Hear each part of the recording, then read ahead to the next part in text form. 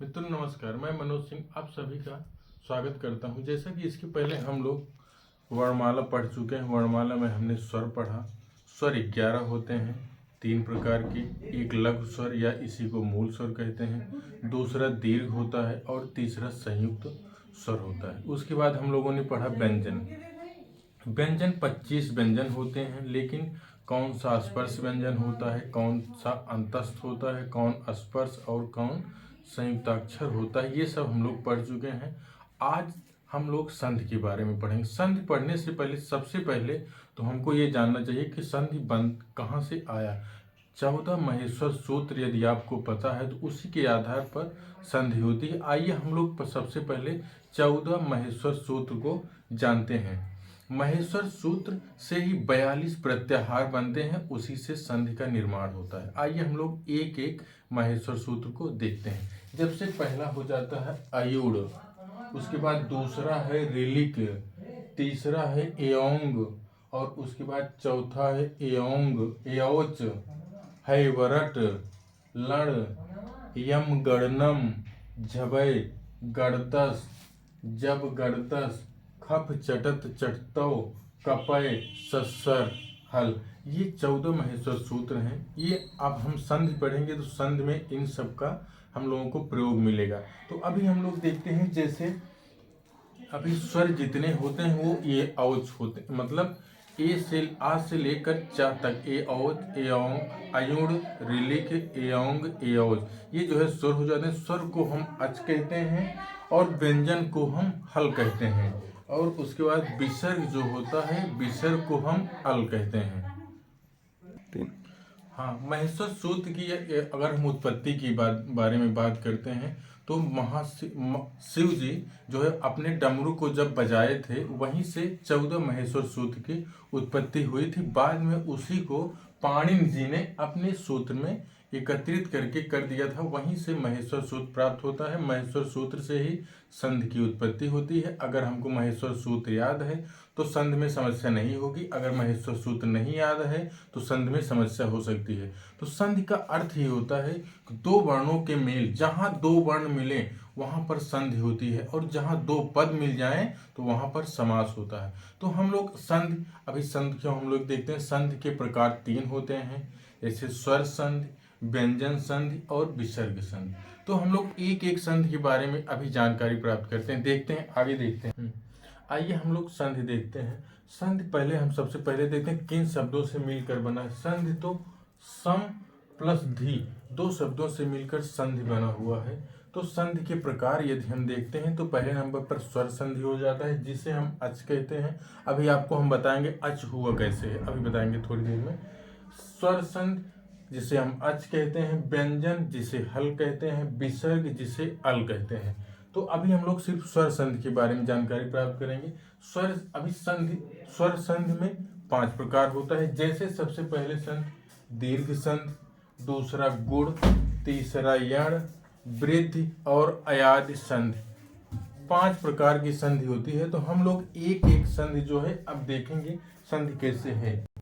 हाँ, आइए संधि हम लोग देखते हैं पहले कहाँ किस वर्णों में होता है, किस में नहीं होता। एक उदाहरण से हम लोग देखते हैं, जैसे एक शब्द आता है हिमालय, तो इसका हम संधि विच्छेद करेंगे तो हो जाएगा हिम प्लस आलय, यही तो इसका संधि विच्छेद होगा। अब हम देखते हैं पहले पद का अंतिम वर्ण और दूसरे का पहला वर्ण से मेल होता है। तो आइए हम लोग देखते हैं, जैसे हिम है, इसमें से अगर हम स्वर को निकाल लेते हैं, आ यहाँ हो जाएगा, उसके बाद यहाँ दीर्घ आ है, उसके बाद ला और या को यहीं छोड़ देते हैं। उसके बाद हम देखते हैं विकार उत्पन्न सिर्फ इन्हीं दो में होगा। तो संधि का नियम, दीर्घ संधि एक होती है, उसका नियम होता है चाहे ह्रस्व आ आए, चाहे दीर्घ आए, चाहे दीर्घ आ आए या उसके बाद ह्रस्व आ आए, तो उनका क्रमशः दीर्घ हो जाता है। तो यहाँ दीर्घ आ हो जाएगा। अब हम लोग संयुक्तिकरण करते हैं, तो हिम यहाँ आधा माह है क्योंकि स्वर निकल चुका है, यहाँ आ हो जाएगा, फिर उसके बाद यहाँ ला हो जाएगा, यहाँ या हो जाएगा। तो अब हम लोग इसको देखते हैं, जैसे हिम माँ, हिम है, यहाँ पर माँ को यदि हम पूरा करेंगे पूरा कर देंगे तो ये आ जो है स्वर जो है व्यंजन में आ जाएगा तो माँ दीर्घ हो जाएगा और ला और या को ऐसे हम यहाँ रख देंगे तो हो जाएगा हिमालय। अभी तो एक उदाहरण से हम देखें, अब हम देखेंगे इसके बाद दीर्घ संधि के उदाहरण। और उसके बाद सबसे पहले दीर्घ संधि समझने का एक नियम सबसे आसान है।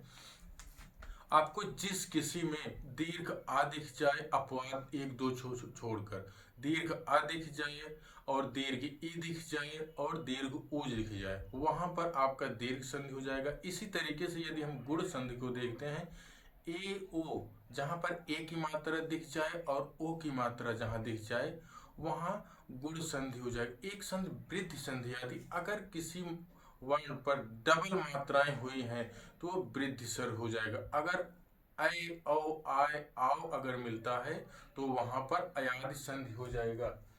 ठीक है, आइए हम लोग आगे अब एक संधि, पहले दीर्घ संधि एक एक संधि देखते हैं। पहले आज हम सिर्फ दीर्घ संधि देखेंगे। हाँ, दीर्घ संधि में हम लोग देखते हैं, दीर्घ संधि का सूत्र होता है अका सवर्ण दीर्घ। तो अक जो होता है उसका समान स्वर आ जाए तो दीर्घ हो जाता है, वही इसका सूत्र है। तो सबसे पहले हमको ये जानना है अक आखिर में वर्ण है कौन। तो हम लोग देखते हैं आ ई उ रा को हम इत संज्ञक कर देते हैं, इनको नहीं जोड़ा जाता, इत संज्ञक वर्ण को नहीं जोड़ा जाता है।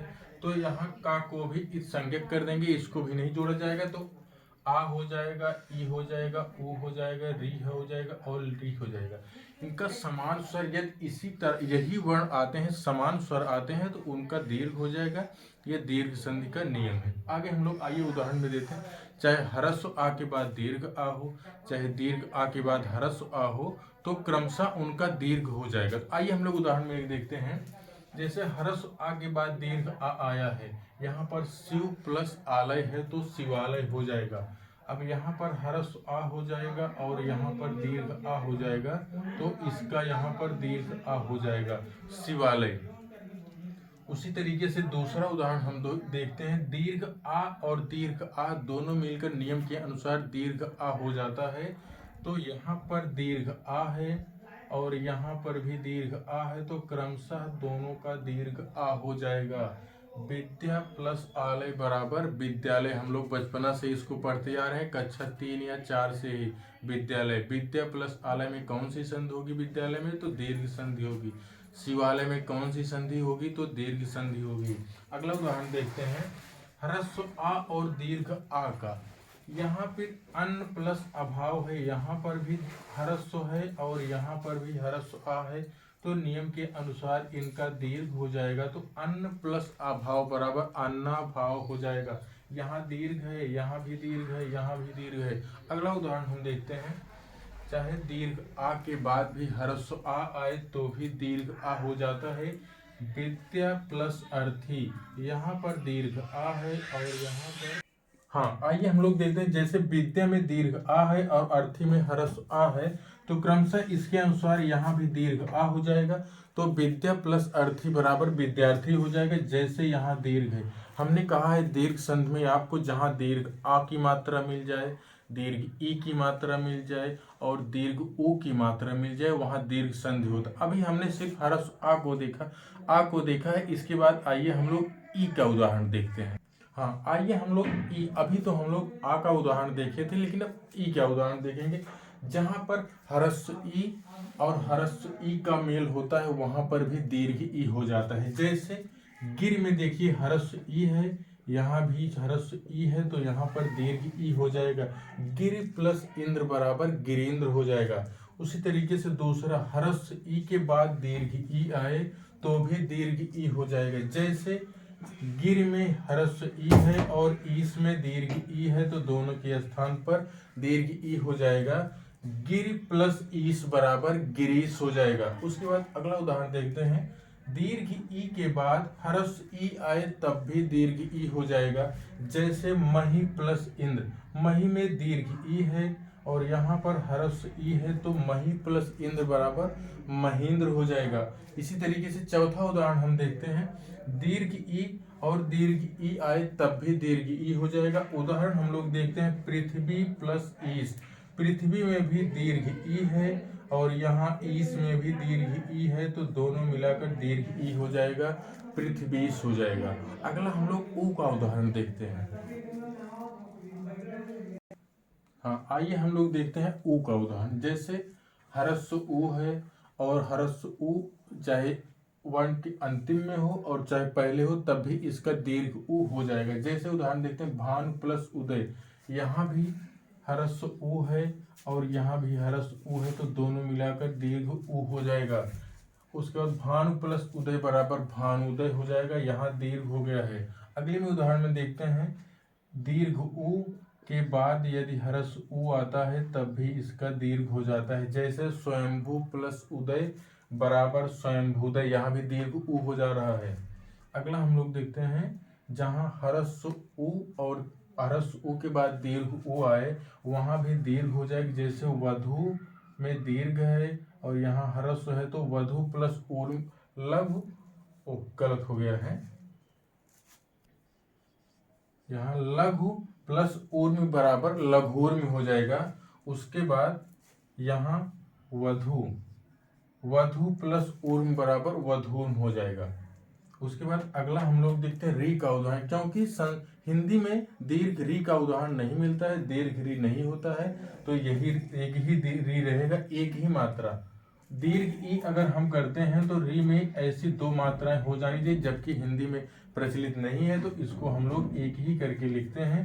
तो यहाँ देखेंगे पितृ प्लस ऋण बराबर पितृण हो जाएगा।